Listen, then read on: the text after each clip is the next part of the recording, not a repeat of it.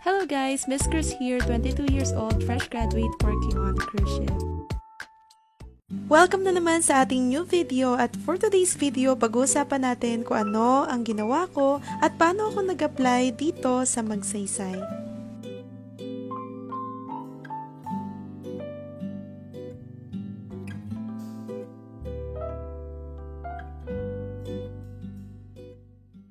Konting story lang guys, nung college ako, ang kinuha ko ay isang flight attendant training course.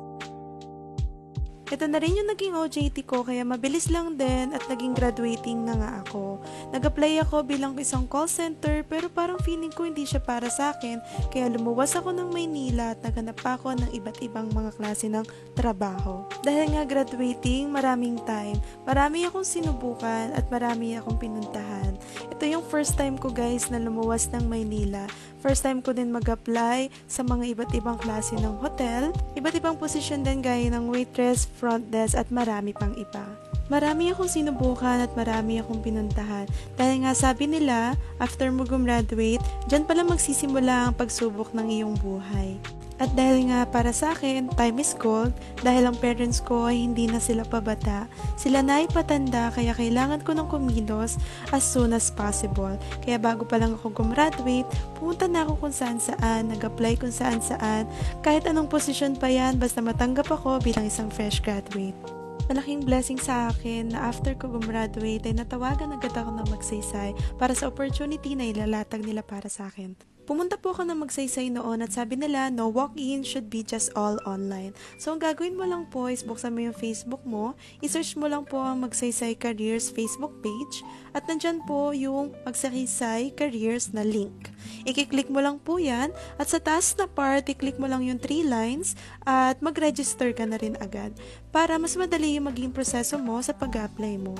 I-fill out mo lang yung mga details na kailangan dito. Ayan, madali naman na i-fill out yan guys. You just have to make sure that all your details are accurate para hindi ka naman mahirapan sa pag-apply mo. Kung makikita nyo dito guys, merong option na select principal. Ito guys, yung selection na kung saan pipili ka ng cruise line company na gusto mong pag-applyan. Pero this one guys is optional lang since ang target lang naman natin is makapasok sa kahit anong cruise line company. For this section guys, where did you hear about Magsaysay? Pwede mo naman ilagay dyan kung saan mo talaga nakikita yung Magsaysay. Pwede mo ilagay dyan na job fair, pwede mo ilagay na job street, or pwede mo ilagay na employee, which is ako, and then Facebook. Yan, pwede din social media accounts. You can just select anything platform na pinagkuhan naman ng idea kung paano ka nag-apply. After mo mag-register, pwede ka na mag-login at dahil nga dyan, pumunta ka na rin sa home. Dito mo makikita yung mga career opportunities na ina-offer nila.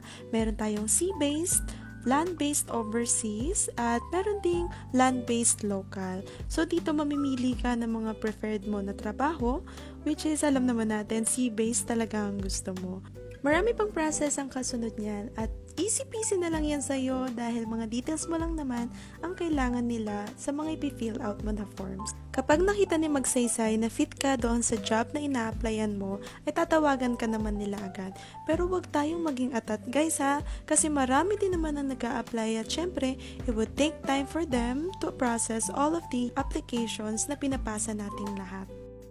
Kapag natanggap ka, sila na rin ang bahala magbigay sa iyo ng mga list of information about sa mga training, certificates, at mga documents na kailangan mo. At kung ready ka na to embark the ship, sila na din ang bahala sa flight tickets mo. Sila na mag-ayos niyan at gagawin mo na lang is mag-prepare ng sarili mo at magpaalam sa pamilya mo para i-pursue ang pangarap mo na makapagbarko.